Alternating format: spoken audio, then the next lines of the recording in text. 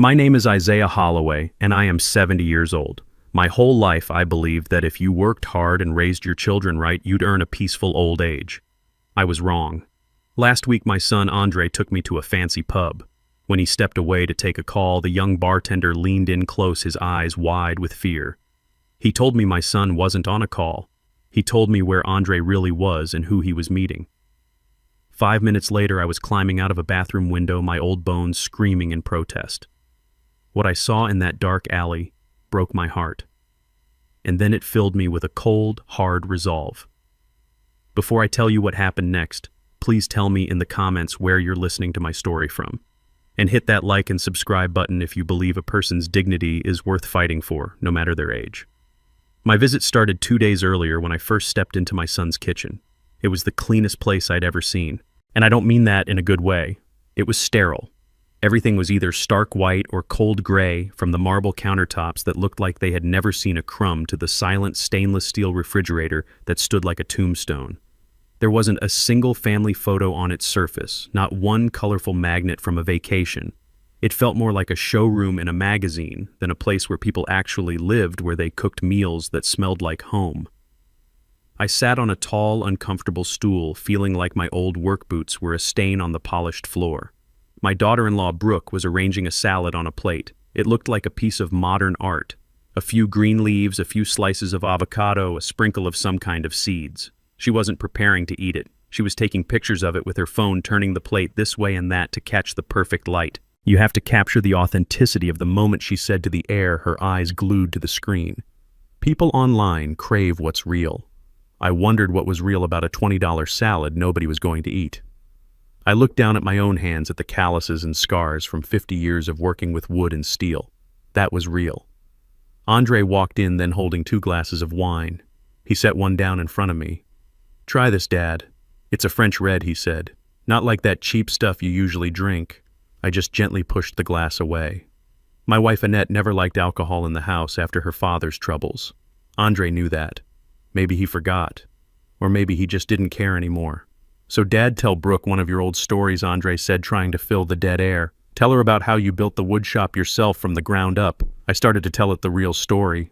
About the early days, about having to salvage scrap lumber from construction sites because we couldn't afford to buy new. I told her about the night a storm nearly tore the roof off and how Annette and I stayed up all night with buckets and tarps fighting to save it. These were my memories, the foundation of our family. And then my old friend Henderson, he loaned me $500 with nothing more than a handshake. Andre cut in immediately with a forced little laugh. "What Dad means is he presented a solid business plan and secured initial funding from an angel investor who believed in his vision." He turned to Brooke and winked. "My dad can be a little too humble sometimes." I fell silent. He wasn't just rephrasing my words, he was rewriting my past. He was scrubbing away the poverty, the struggle, the kindness of friends, and turning my life into something clean and shiny for his new world.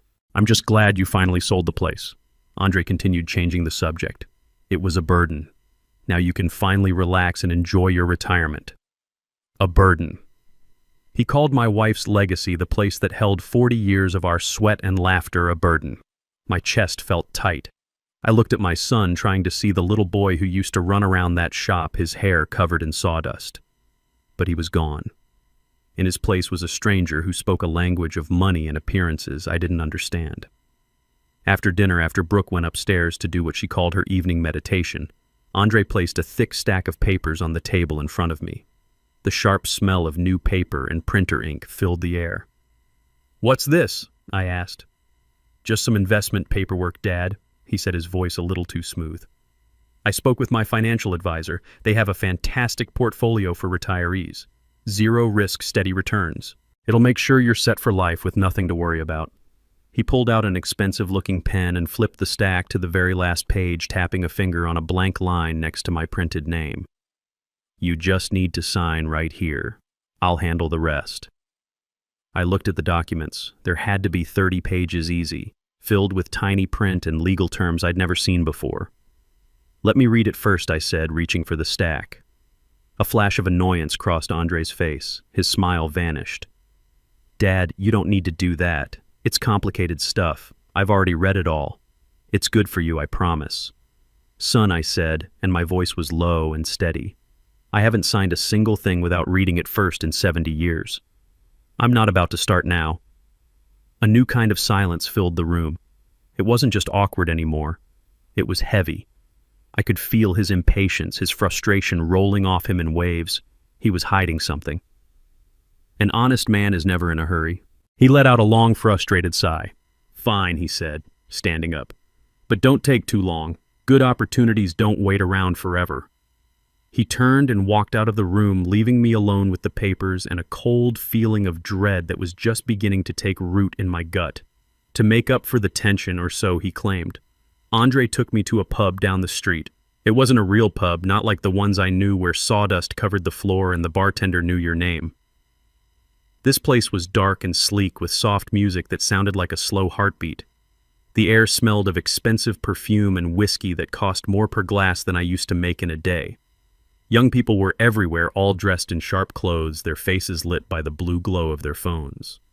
They didn't laugh loudly.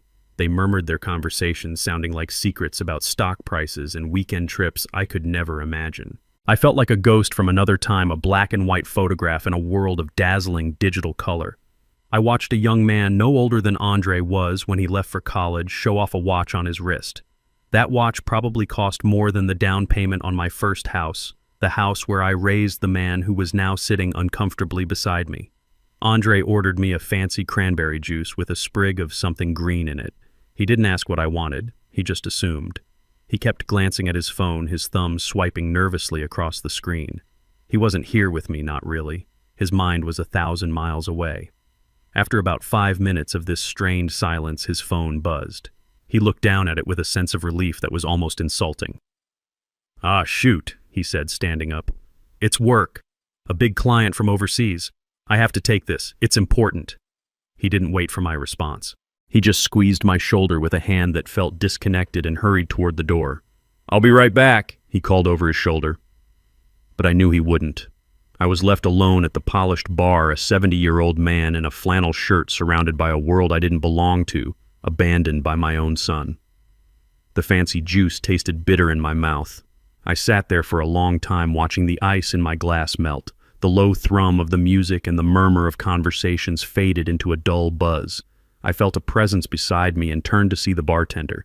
He was a young man, maybe 25, with quick, intelligent eyes. He was wiping down the counter with a clean cloth, but he wasn't looking at the counter.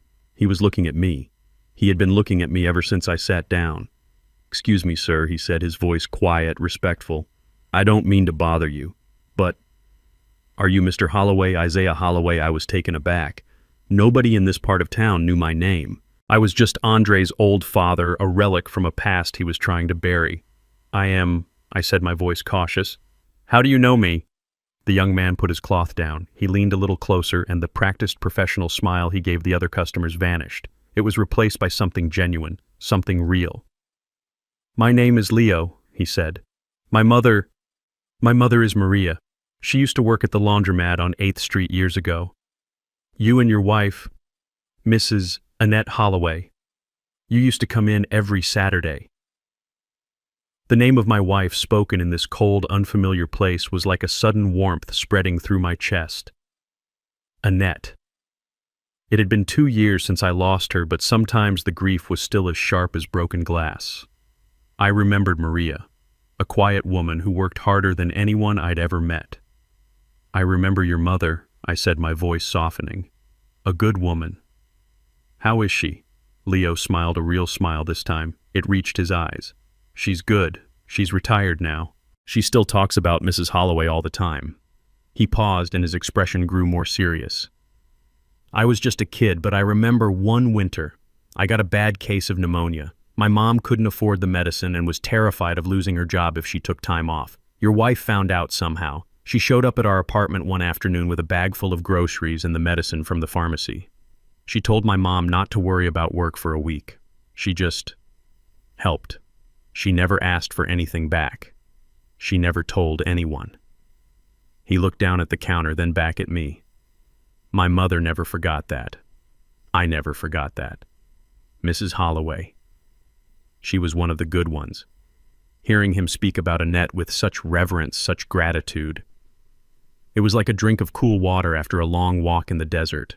It reminded me of the world that Andre had left behind, a world where kindness wasn't a transaction where people looked out for each other. It was the world Annette and I had built our lives in. For the first time all day, I didn't feel like a ghost. I felt like Isaiah Holloway again. I felt like Annette's husband.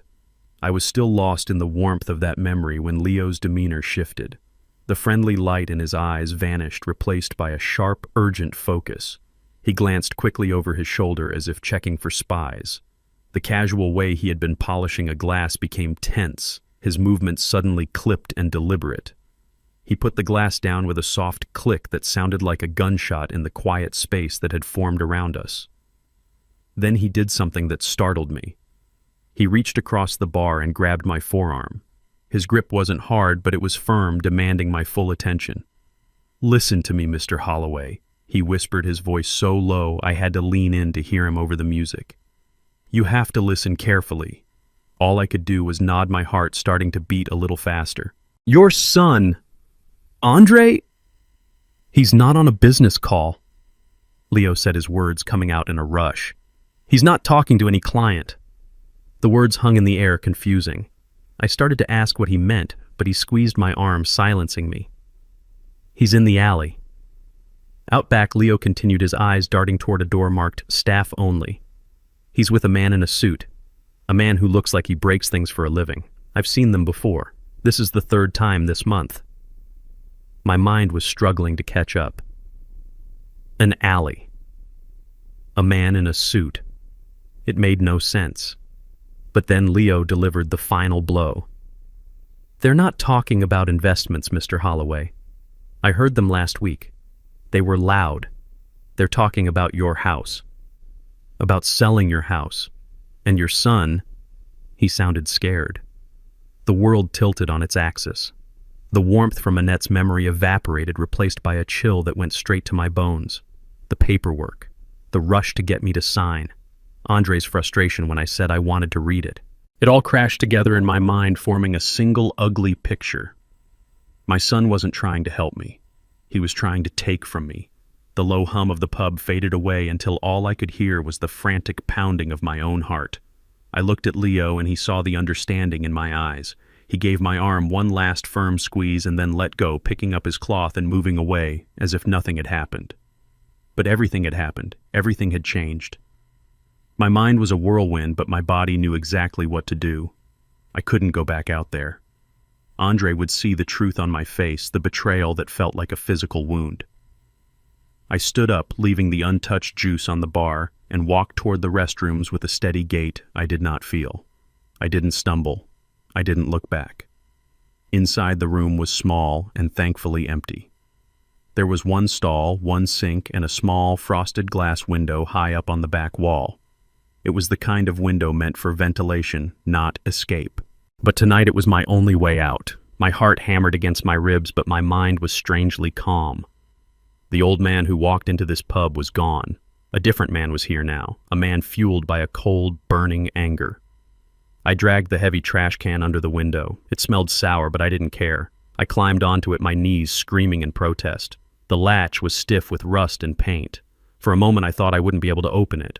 I put all my weight into it, my knuckles scraping against the frame. It gave way with a painful screech. Cold night air hit my face. I pulled myself up, my muscles straining. Every groan from my joints was a protest, but the fire in my gut was stronger than the pain. For a moment I was stuck half in and half out, a ridiculous sight for anyone to see. Then I pushed through and tumbled out, landing hard on the damp pavement of the alley. I lay there for a second, the shock rattling my bones, before scrambling to my feet. I had to know. I had to see it with my own eyes. The next morning, I was the first one up. But I didn't get out of bed. When Andre knocked on my door, I waited a long moment before answering, and when I did, I made my voice sound weak, thin. "I'm not feeling so great, son," I said, forcing a cough. "I think I'll just rest today. My old bones are telling me to slow down." Through the door, I heard him pause. I could almost hear the gears turning in his head. Then his voice came back, layered with a fake concern that was as thin as old paint. "Oh, of course, Dad. You just stay in bed. Brooke and I will bring you some breakfast." I didn't want their breakfast. I didn't want their concern. What I wanted was for them to leave the house so I could think. An hour later, Brooke came in with a tray. It held a small bowl of oatmeal and a glass of orange juice. "We're so worried about you, Ike," she said, her voice dripping with artificial sweetness. "It's important to listen to your body at your age." At my age. The words were meant to sound caring, but now I heard them for what they were: a dismissal. They were a way of saying I was fragile, unreliable, perhaps even a little senile. I played my part. I took a few small bites of the oatmeal and told her it was delicious, even though it tasted like wallpaper paste. Andre came to the doorway, already dressed in a suit that probably cost $1,000. "Just take it easy today, Dad," he said. "Don't you worry about a thing, especially not those complicated papers. I told you I'd handle everything." He smiled, but his eyes were sharp, analytical. He was watching me, gauging my reaction. Every word he spoke now had a double meaning. Take it easy meant don't get suspicious. Don't worry meant don't think too hard. And I'll handle everything was a threat. I just nodded slowly, looking down at my bowl. "Thank you, son," I murmured. "I'm lucky to have you looking out for me." The lie felt like poison on my tongue, but I swallowed it down. I had to. It was the only way I could find out just how deep this betrayal went. As soon as I heard the front door click shut, my act was over. I wasn't a tired old man anymore. I was a hunter, and my prey had just left the house. My hands were shaking, but my mind was clear. There was only one person I could trust. I found my old tablet, the one Andre had given me for Christmas 2 years ago, telling me it would help me stay connected. I had barely used it, but I knew how to make a call. I found her number in my contacts and pressed the button. The phone rang twice before she picked up. Her voice was just as I remembered it, strong, sharp, and with no room for nonsense. "Imani Vance speaking." "Imani," I said, my own voice sounding raspy. "It's Ike. Ike Holloway." There was a brief pause on the other end, and then her tone warmed instantly. "Ike, good Lord, it's been too long. How are you holding up, old man?" We hadn't spoken since Annette's funeral. Imani and my wife had been friends for decades back, since they were both young women fighting for community projects in our neighborhood. Imani had become a lawyer, a fierce one, but she never forgot where she came from. "I'm holding on, Imani. But I need your help," I said, getting straight to the point. "It's about Andre." The warmth in her voice was replaced by a professional focus. "What's he done?" I took a deep breath. "He wants me to sign some papers. He calls them investment papers, says they're to secure my retirement." I looked at the thick stack of documents on the nightstand. It felt like a snake coiled and waiting. But he was in a hurry, Imani, a real hurry, and something just doesn't feel right about it. I didn't tell her about the pub or the alley or Leo, not yet. I needed facts first. Imani was silent for a moment, processing. She knew me.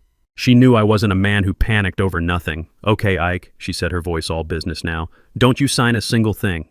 Do you hear me? Not even your name on a napkin. Can you get those papers to me?" How, I asked. "I can't exactly walk out of here and mail them." "Does that son of yours still have you using that tablet I told you to get?" she asked.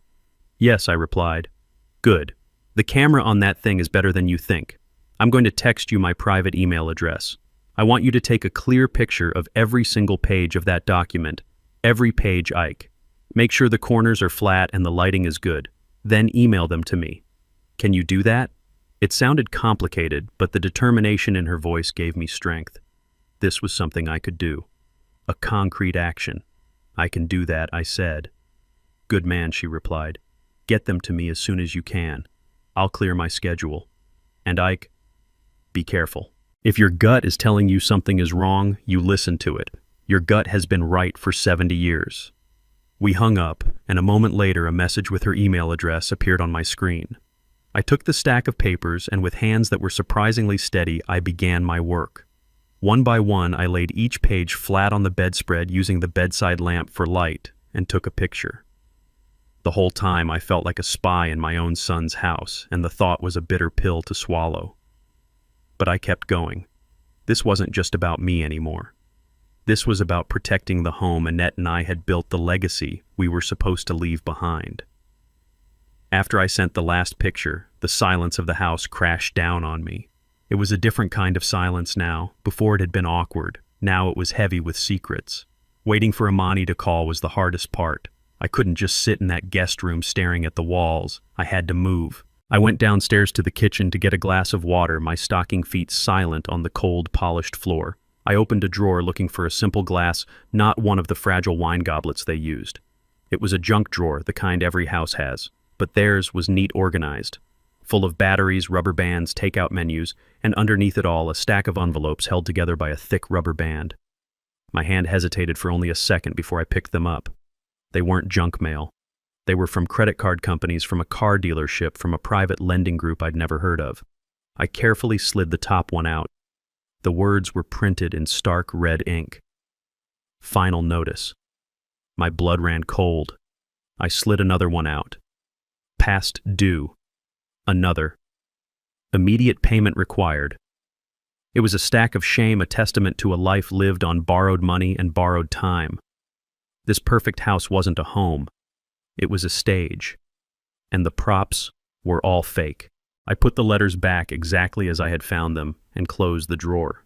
My eyes scanned the living room, but now I was seeing it differently. I saw the large, colorful painting on the wall.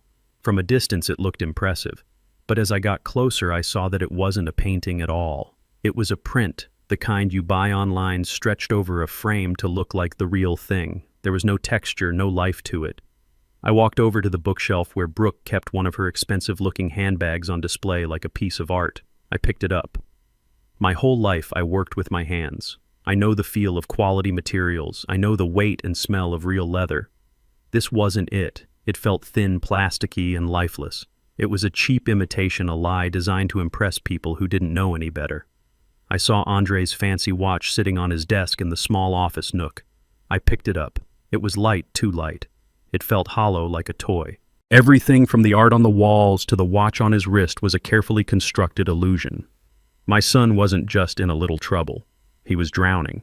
He and his wife were living in a house of cards, and they were about to pull my own house, the only real thing we had left, down with them. Just then, my tablet vibrated on the kitchen counter. It was Imani. My heart leaped into my throat. The time for waiting was over. The time for answers had come. I picked up the tablet on the first buzz. My own reflection looked back at me from the dark screen, a tired old man with fear in his eyes. I swiped the screen and put it to my ear. "Imani Ike," she said. Her voice was flat. All the warmth from our earlier call was gone. It had been replaced by something hard and cold like steel. "I've read every page, Ike. I've read it twice." I held my breath. I could hear the rustle of papers on her end. "Your son is a liar," she said, and there was no kindness in her words, only a brutal, chilling honesty. "These are not investment documents. There is no portfolio for retirees. There is no fund to secure your future. It's all a lie, Ike. A complete and utter fabrication." The floor seemed to drop out from under me. I had to grab the edge of the kitchen counter to steady myself. What is it then?" I stammered. "It's a quitclaim deed." "Ike," she said, and she pronounced the words slowly, precisely, like a judge handing down a death sentence. "Do you know what that is?" "No," I whispered. "It means you are signing away your property. You are giving your house, the house you and Annette poured your lives into, to Andre. Voluntarily. For the sum of $1. It's buried on page 17 in a paragraph so full of legal jargon it's designed to make your eyes glaze over. It's a trick, Ike. A trap. The oldest, cruelest trick in the book." I couldn't speak. My throat was tight. My lungs felt empty. My house. Annette's garden. The porch swing where we sat on summer nights, the walls that had held all our laughter and all our tears. He was trying to steal it all. "Once you sign this, Ike, it's done." Imani's voice cut through the fog in my head. "It's legally binding. You would be willingly giving him everything. You would have no home, no assets, nothing. He could put you out on the street the next day and there would be nothing I could do to stop him. He is not trying to secure your future, Ike. He is trying to steal it to pay for his own."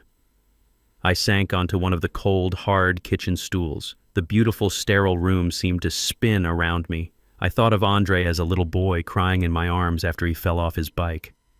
I thought of the pride I felt at his college graduation.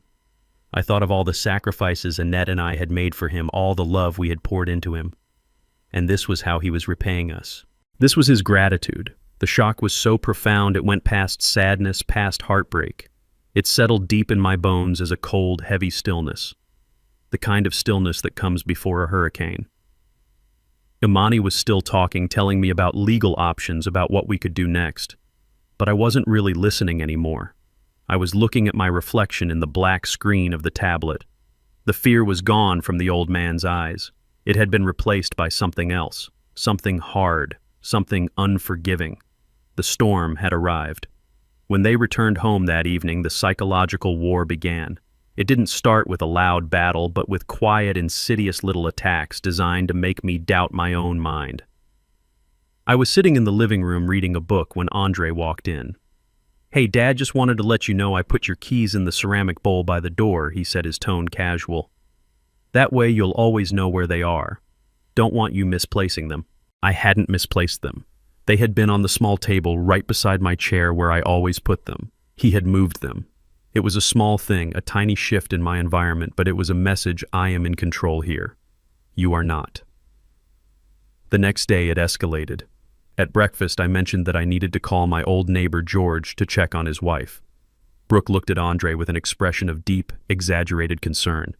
"Ike, honey," she said, her voice dripping with pity. "Don't you remember Andre told you yesterday? George's wife passed away 6 months ago. We were so worried about how you'd take the news." I stared at them. I had spoken to George just last week. His wife Martha was fine. She had just won second place in the local baking competition. But they both looked at me with such convincing sympathy, such gentle sadness, that for a split second a terrible, dizzying wave of doubt washed over me. Did I imagine the phone call? Was my mind playing tricks on me? I saw a flicker of triumph in Andre's eyes before he masked it with a sigh. "It's okay, Dad," he said, patting my hand. "Memory gets tricky. We're here for you." They were trying to build a cage around my mind, and the bars were made of my own self-doubt. They started hiding things. My reading glasses would vanish from the nightstand and reappear inside the refrigerator. My wallet would be missing from my jacket pocket, only for Brooke to find it in the sugar bowl. Each time they would exchange worried glances and treat me like a child who couldn't be trusted. The most vicious attack, however, came from Brooke's phone. That evening, I saw her typing furiously, a sad little smile on her face. A few hours later, my tablet buzzed with a notification. A friend from my old neighborhood had shared a post from Brooke's public page. There was a picture of me taken that morning when I wasn't looking. I was sitting by the window and the light caught me in a way that made me look tired, lost. The caption beneath it was a masterpiece of passive-aggressive cruelty. "It's one of the hardest journeys a family can go on," she wrote. "Caring for a parent who is slowly fading away. Some days are clearer than others. We cherish every lucid moment, every memory he can still hold on to.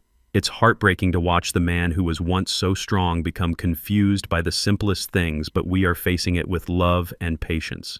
So grateful for my amazing husband for being a rock during this difficult time." She finished it with a string of hashtags: elder care, #family journey, #dementia, awareness, #love my pops, #staying strong. She was painting a public narrative. She was telling the world that Isaiah Holloway was losing his mind. She was creating a story that would make anyone, even a judge, question my competence. Any protest I made would just look like a symptom of the very confusion she was describing. I read the post, and a rage so pure and so cold filled me that it burned away any remaining sadness. They weren't just trying to steal my house. They were trying to steal my identity. They were trying to erase me, to turn me into a feeble-minded old man before I was even gone. I closed the tablet. I looked across the room where they sat watching TV, looking like the perfect caring family, and I let a slightly confused, vacant expression settle on my face. If they wanted me to be a forgetful old man, then that's exactly what I would be. I would play their game. I would be the best damn confused old man they had ever seen. And from inside my cage of their making, I would find a way to tear their whole world apart. I leaned into their narrative. I embraced the role they had written for me. The next morning I came downstairs and asked Brooke what day it was. "It's Wednesday, Ike," she said patiently, as if speaking to a toddler. I nodded, poured myself a cup of coffee, and sat down at the table. 5 minutes later, I looked up from my cup and asked Andre-san, "What day is it today?" He and Brooke exchanged a look. It was a look of confirmation, of shared victory. Their theory about my fading mind was proving correct. "It's Wednesday." Dad, Andre said, his voice slow and gentle. "Just like Brooke told you." I looked down at the table, feigning confusion. "Oh. Right. Of course." Inside, I was a coiled spring. Every condescending word, every pitying glance was fuel. They thought they were building a cage, but they were actually handing me a key. A forgetful old man is invisible. He is harmless. He is someone you can talk freely in front of because you assume he won't understand or remember. And so I became invisible. I started talking to myself, just quiet little mumbles. I would stand in the middle of a room for a full minute looking around as if I had forgotten why I came in. I spent an afternoon trying to figure out their complicated television remote, pressing the wrong buttons, making the screen flash strange colors until Andre came over with a long-suffering sigh and put on a nature channel for me. "Here you go, Dad," he'd said, nice and simple. As I sat there pretending to be captivated by a show about migrating birds, I was actually listening. I listened to their hushed phone calls about interest rates. I listened to Brooke complaining about the cost of their upcoming trip to Aspen. I listened to Andre on a call with the man from the alley telling him just a few more days. My father he's not all there. It's just a matter of finding the right moment. They were getting sloppy. Their confidence was making them careless. They saw a frail old man in a chair, but they didn't see the man inside. They didn't see the man who was piecing together their desperation, their lies, their weaknesses. I shuffled when I walked. I spilled a little coffee and looked down at the stain with wide, innocent eyes. I let my mouth hang open just a little when I was watching TV. I became a ghost in their house, a piece of furniture they had to navigate around, and all the while I was watching, listening, waiting. I was no longer just the victim of their scheme. I had become a part of it. I was the fool in their play, and I was going to make damn sure that my performance was convincing enough to lead them straight to their own ruin. They thought my mind was a blank page. They had no idea I was using it to write their final act. The nights were the hardest. The house would fall completely silent around midnight, but I would lie awake for hours, my mind racing. On the third night of my performance, I waited until I heard the soft click of their bedroom door followed by the low hum of the air conditioning. I gave them another hour just to be sure. Then silently, I slipped out of bed. The tablet was on the nightstand, its screen a black mirror. It felt alien in my hands, a device from Andre's world. But tonight, it was my only tool, my only weapon. I crept into the guest bathroom, closed the door without making a sound, and sat on the edge of the tub. The dim glow of the screen was the only light. I didn't know the name of the man in the suit from the alley, so I started with what I knew. I typed in Andre's name and the name of his financial firm. The first result was the company website. It was glossy and professional, full of smiling photos of Andre and his partner's testimonials from happy clients and promises of secure growth and financial freedom. It was the public face, the beautiful, meticulously crafted lie. I knew the truth was buried deeper. I opened a new search tab.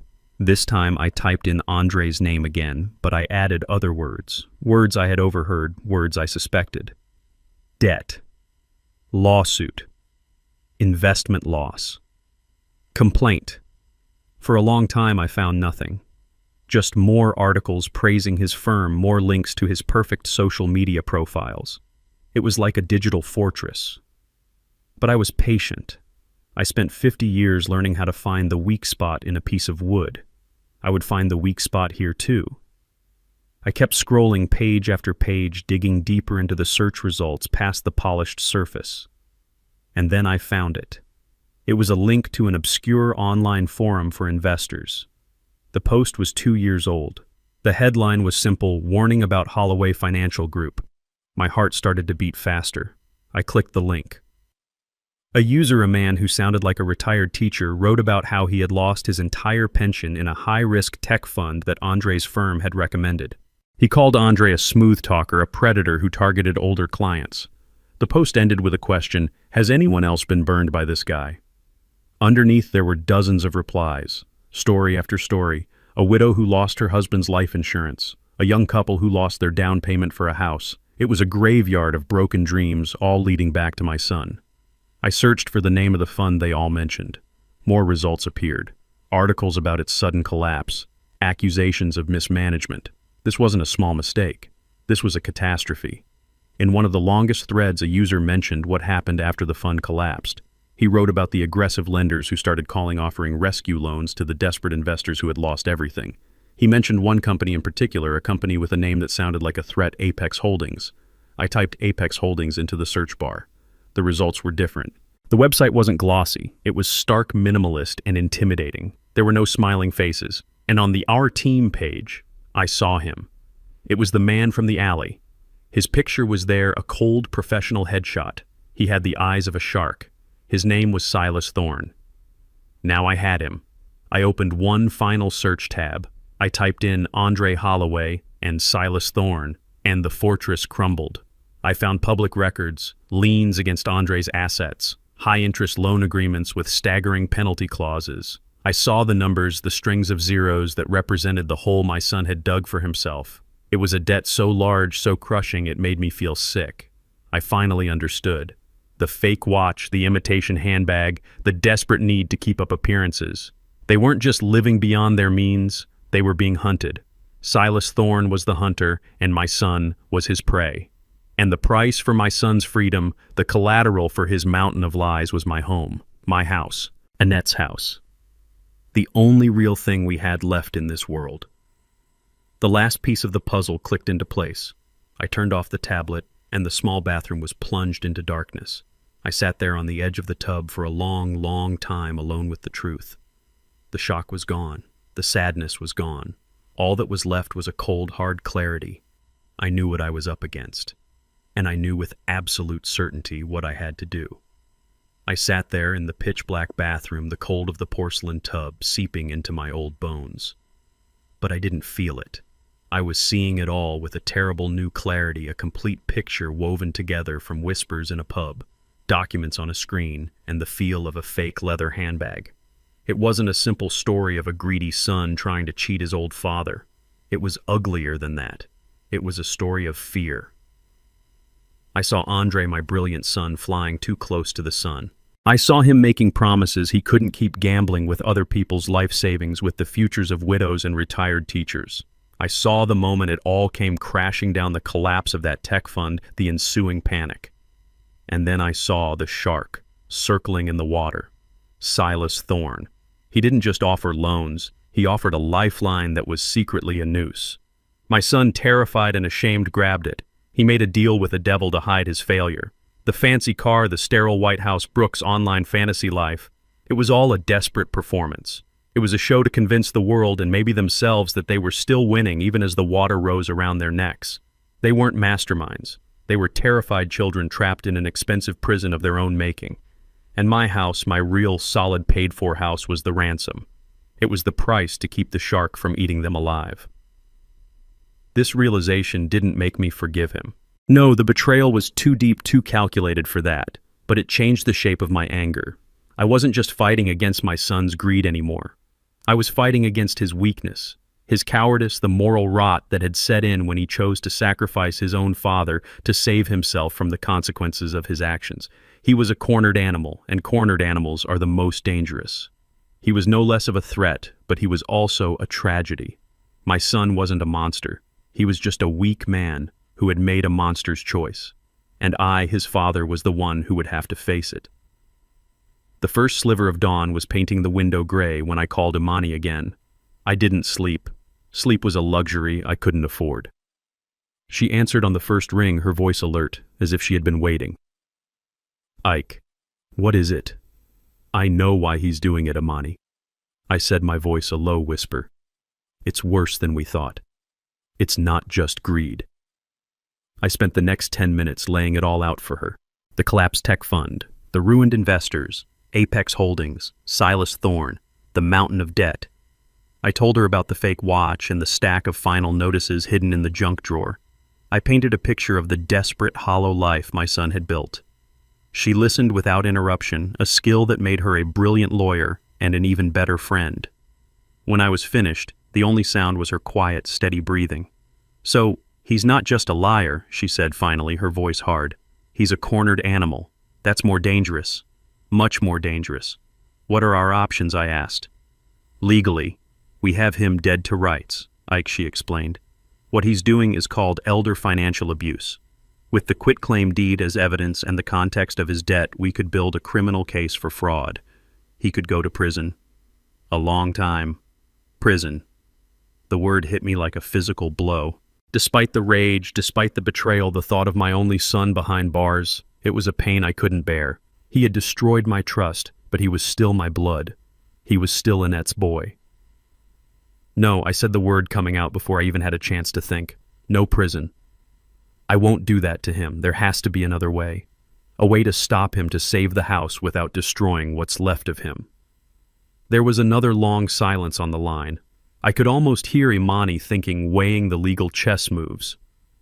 If we don't use the threat of criminal charges, Ike, our leverage is limited, she said gently. He holds the emotional cards. He's your son. Her words were a dead end, and for a moment I felt a wave of despair. But then a memory surfaced, pushing through the fog of my anger and exhaustion. It was a memory of Annette in her final week sitting on our porch.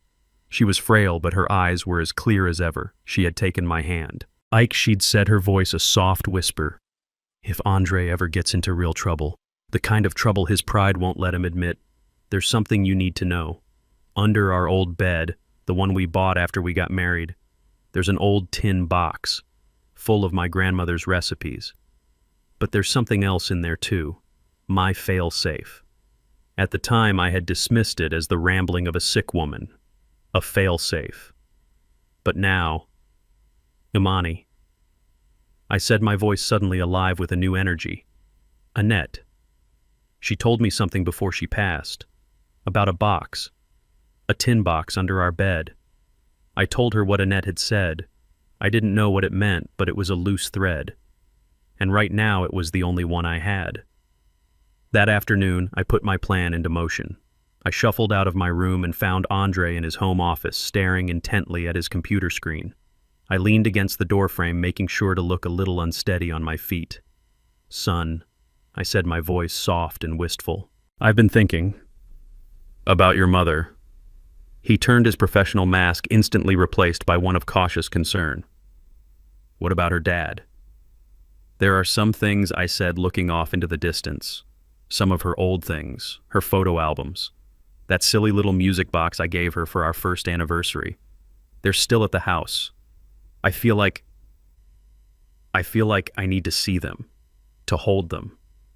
I let my voice crack just a little on the last word. I watched him carefully. I saw the calculation in his eyes. He thought this was a sign of sentimental weakness, another symptom of my decline. An opportunity. Of course, Dad, he said, his voice smooth as honey. Of course. We can go tomorrow.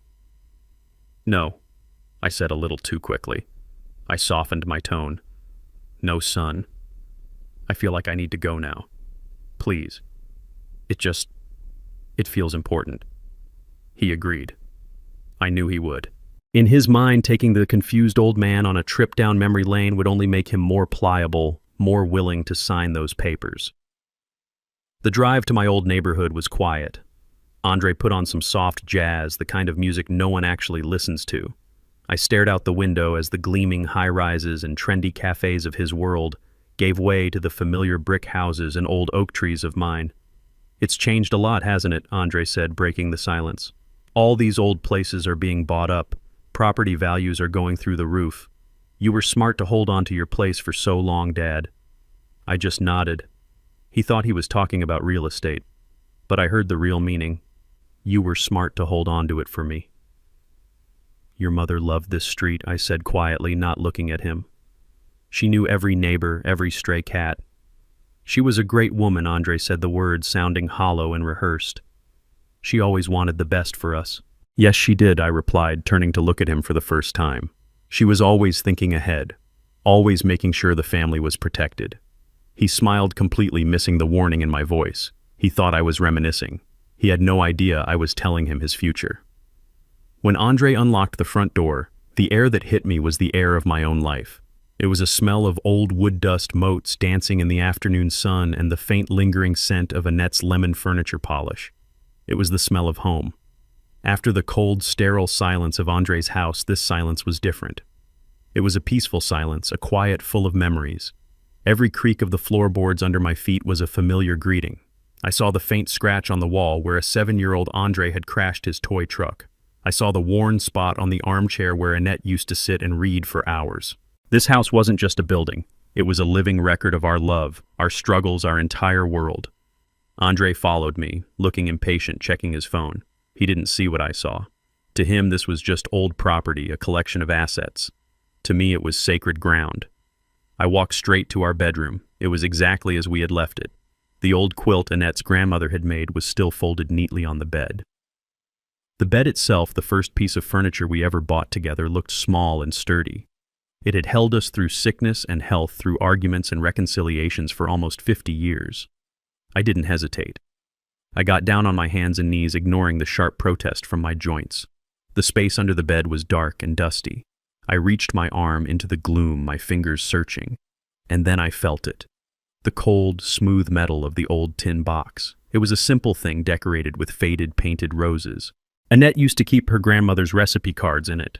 As I pulled it out into the light, my heart was pounding. It felt heavier than I remembered. This box was more than just memories. It was a message from the past. It was Annette's last move in a game she knew we might one day have to play. It was her failsafe. I sat on the floor of our old bedroom, the dust motes dancing in the sunbeams around me. My fingers trembled slightly as I lifted the rusty latch on the tin box. A scent rose up to meet me, the smell of old paper and dried herbs, the faint ghost of cinnamon. It was Annette's scent. On top was just what I expected, hundreds of her grandmother's recipe cards written in a beautiful looping cursive script that had faded over the decades. I ran my thumb over a card for gingerbread, a smudge of ancient flour still visible in the corner. For a moment, a wave of grief so powerful it almost knocked me over washed through me. This was her. This was the woman I loved. I carefully lifted the stack of cards out to set them aside, and underneath my breath caught in my throat. It didn't belong. It was a thick manila folder, crisp and official, a stark contrast to the faded personal history of the recipes. There was no label on the outside. My heart began to beat a slow, heavy drum against my ribs. I opened it.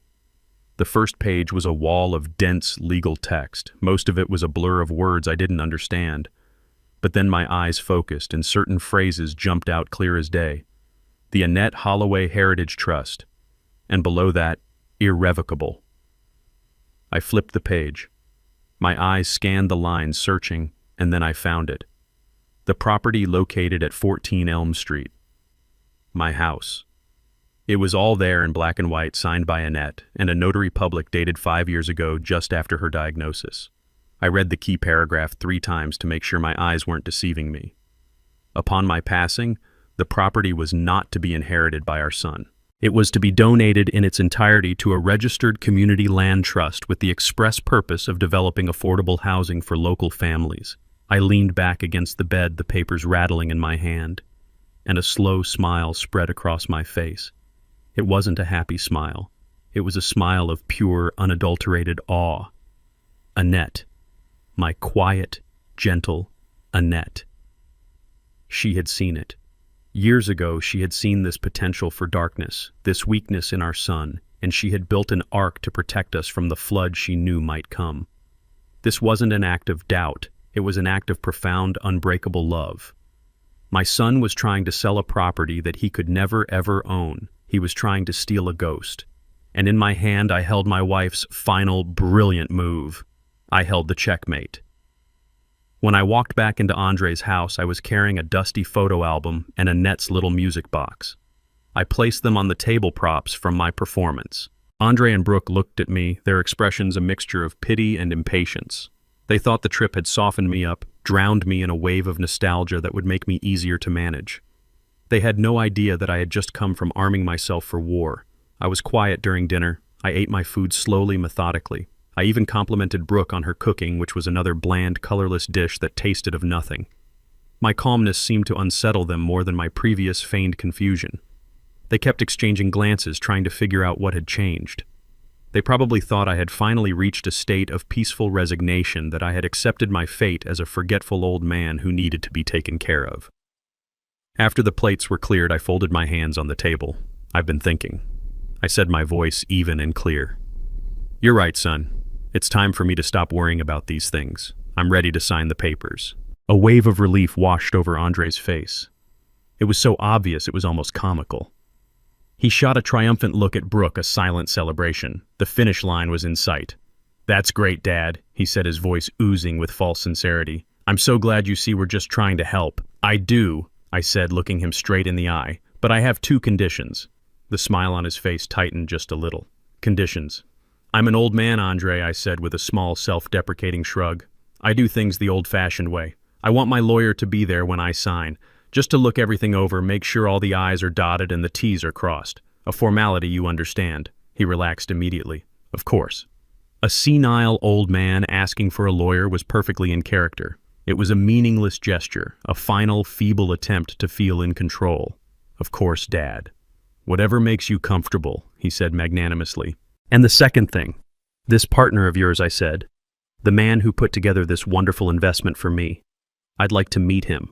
I want to be there to personally thank him for helping our family. I want to shake his hand. Andre beamed. My request was the ultimate validation of his scheme. Not only was his senile father agreeing to sign, but he was also asking to thank the man who was helping to rob him. The arrogance, the sheer blinding pride was written all over his face. He saw a closing ceremony, a final victory lap. He didn't see the jaws of the trap closing around him. Absolutely, Dad, he said. I'll arrange a meeting at his office for tomorrow. That's a wonderful idea. He stood up, looking pleased with himself, the perfect picture of the dutiful son. He had no idea he had just agreed to personally escort his executioner to his own hanging. The office of Silas Thorne was exactly what I expected. It was on the top floor of a glass skyscraper that looked down on the rest of the city. The room was cold, not just in temperature, but in spirit. There was a huge mahogany desk, a wall of windows, and nothing personal. No family photos, no clutter. It was the sterile den of a predator. We arrived first. Andre strode in like he owned the place, a broad, confident smile on his face. Brooke was beside him, dressed in a sharp white suit, looking like a woman who had just won the lottery. They were buzzing with a nervous, triumphant energy. They thought this was their coronation.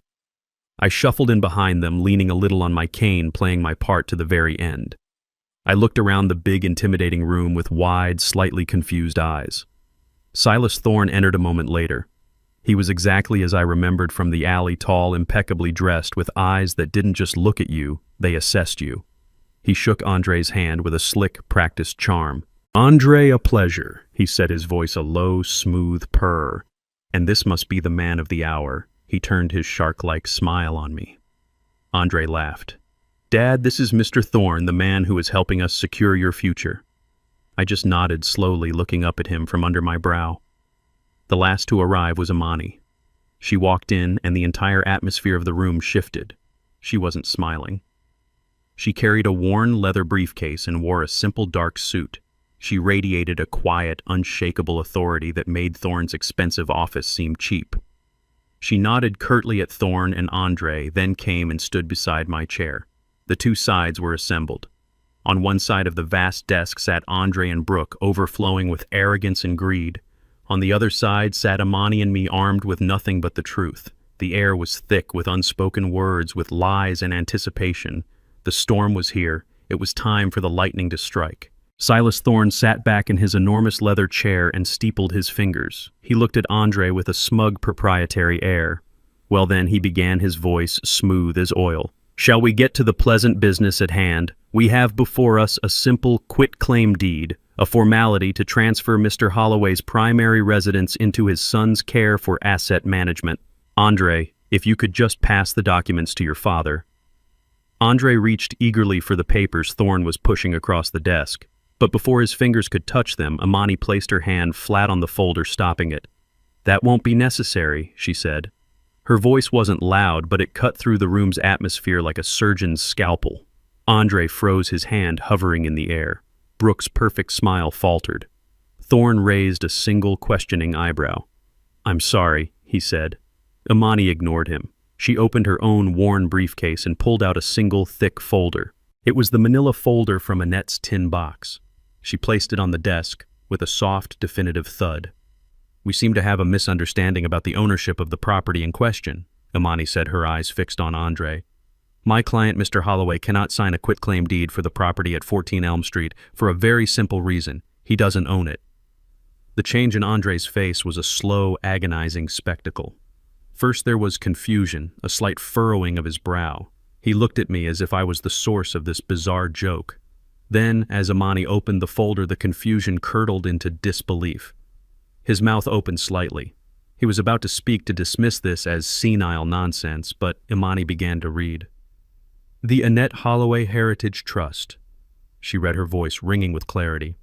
An irrevocable trust established 5 years ago. The sole asset of this trust is the property located at 14 Elm Street. Andre's face went white. Not pale, but a bloodless, ghastly white. The confident, successful son vanished, replaced by a terrified boy caught in a lie. He stared at the papers, then at me, his eyes wide with a dawning, sickening horror. Brooke didn't understand the legal terms, but she understood the look on her husband's face. The triumphant sparkle in her eyes died. Andre, she whispered, her voice a thin thread of sound. What is she talking about? Silas Thorne was no longer smiling. The mask of the charming businessman had dropped completely. His eyes, which had been lazily confident, were now narrowed, cold, and intensely focused on the documents in Imani's hands. The shark had smelled blood, but it wasn't mine. He looked at Andre, and for the first time I saw a flicker of genuine predatory anger. He had been played. Imani didn't look at Thorne. She didn't look at Brooke. She looked only at Andre, the boy she had known since he was in diapers. What this means, Andre, she said, her voice devoid of any pity, is that this house has not belonged to your father for the last 5 years. It belongs to a trust your mother created to protect the family's legacy. Your father cannot give you what he does not have. You are trying to sell a house that was never yours to begin with. The silence that followed was so complete, I could hear the faint hum of the city traffic 50 floors below. Andre was frozen, his face a mask of utter devastation. But Imani was not finished. She let the silence hang in the air for a long, painful moment before she delivered the final crushing blow. You see, she said, her voice dropping to a low, icy tone, what you've done here, Andre, is more than just a family squabble. It's more than just a lie. When you knowingly create a fraudulent document, a quitclaim deed for a property you have no legal right to with the intent of using it as collateral to secure a loan. She paused, letting her eyes drift from Andre's shattered face to Silas Thorne's stony one. That's called bank fraud. And when the entity you're trying to defraud is a legally established trust that elevates the crime significantly, we're no longer talking about a civil matter. We're talking about a federal offense. That was the word that broke the spell. Federal. It was a word that carried weight, a word that meant serious, life-altering consequences. Brooke made a small, wounded sound like a dying animal. No, she whimpered. No. But it was Silas Thorne who reacted first. The shark had been circling, and now it attacked. He shot up from his chair, his calm, collected demeanor completely gone. It was replaced by a raw, unrestrained fury. His face was dark with rage. I have no part in this, he snarled, his voice a low growl. He pointed a trembling finger at Andre, who flinched as if he had been struck. This little worm came to me. He swore the house was his. Free and clear. He brought me forged documents, a fake appraisal. He lied to me. Thorne looked at Imani, his eyes blazing. I am the victim here. I was deceived. The chaos erupted. Brooke started sobbing, loud, ugly sobs that had none of the performative grace of her online persona. This was real, gut-wrenching despair. Andre, tell them it's not true, she cried. Tell them. But Andre couldn't speak. He just sat there, slumped in his chair, a completely broken man. The illusion of success, the carefully constructed facade he had spent years building, had been obliterated in less than 5 minutes. He looked small, pathetic. All the fight was gone. Thorne paced the room like a caged tiger. This is a disaster, he spat, running a hand through his perfect hair. He wasn't talking to us, he was talking to himself. A federal case, my firm's reputation, destroyed. He whirled on Andre again. You stupid, stupid little man. Did you really think you could get away with this? Did you think I wouldn't find out? I watched it all unfold, a silent observer in the storm I had created. I felt no joy. I felt no triumph. Seeing my son crumble, seeing his life detonate before my eyes was the most painful thing I had ever witnessed. But as I looked at the wreckage, at the sobbing wife and the ruined predator, I knew this had to happen. This was the only way. The poison had to be drawn out. The lies had to be burned away. This was the terrible, necessary price for the truth. This was the payoff. All eyes were on Andre and Thorne, but my attention went to Brooke. She was the one who broke first. The sobs that had started as whimpers escalated into a full-blown hysterical breakdown. This was not the quiet, dignified sorrow she posted about online. This was the raw, ugly sound of a world ending. Her meticulously applied makeup began to run carving black streaks down her pale cheeks. Her perfect white suit, the symbol of her manufactured success, now looked like a costume for a tragedy. Our trip to Aspen, she wailed, her voice cracking. The words were nonsensical, but they revealed everything. She wasn't crying for her husband's betrayal or my pain. She was crying for the loss of her lifestyle, for the vacations, the handbags, the likes, the followers. She was crying for the death of her brand.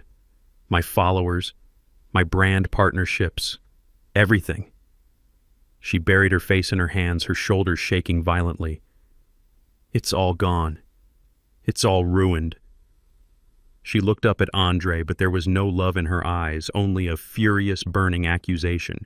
You promised me, she shrieked, her voice shrill. You promised me everything was fine.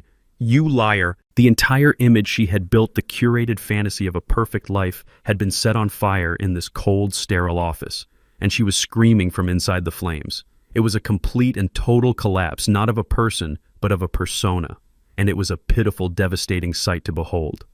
Amid the chaos, I slowly got to my feet. The cane I had been leaning on now felt like a king's scepter. Every eye in the room turned to me. The anger, the sobbing, the panic, it all went quiet. I didn't look at Thorne. I didn't look at Brooke. I looked at my son. He was still slumped in the chair, a hollowed-out version of the man he pretended to be. He wouldn't meet my gaze. He just stared at the polished floor as if it held the answers to his ruined life. Your mother, I began, and my voice was quiet, but it filled the room. Your mother always saw the best in you, Andre, even when you couldn't see it in yourself. She knew you had a good heart, but she also knew your pride. Your fear of failure could lead you down a dark path. I took a step closer, standing over him, not as a victor, but as a father. She didn't create that trust to punish you. She created it to protect you. She knew this world of easy money and fake success could swallow you whole. She was trying to protect the family's legacy, Andre. And that legacy isn't a house. It's not a number in a bank account. It's about integrity. It's about knowing the difference between what's real and what's just for show. I reached into my pocket and pulled out my old worn wallet. I took out a single crumpled business card and placed it on the table in front of him. It was the card for the director of the Community Land Trust, the organization that now owned our home. She left you an opportunity, son, I said softly. A way back. You could go to them, offer to help, swing a hammer. Learn what it really means to build something real with your own two hands. Not for money, not for show, for your own soul. The choice is yours. I didn't need to press charges. I didn't need to see him in jail. The world he had built for himself was already his prison. I had just handed him the key. Whether he chose to use it was up to him. Without another word, I turned and walked toward the door. Amani followed, her hand resting briefly on my shoulder. I didn't look back at the wreckage I was leaving behind, the crying, the yelling, the shattered illusions. I walked out of that cold glass tower and into the afternoon sun. For the first time in a very long time, I felt at peace. I hadn't destroyed my son. I had protected my wife's legacy. I had defended my dignity. Order had been restored. And that was a victory worth more than any house or any amount of money. This experience taught me one final lesson, a lesson from my wife, Annette. A family's true legacy isn't the property or the money you leave behind, but the integrity and wisdom you protect for the future. My son was drowning in a world of fake success, and in his desperation he tried to pull me under with him.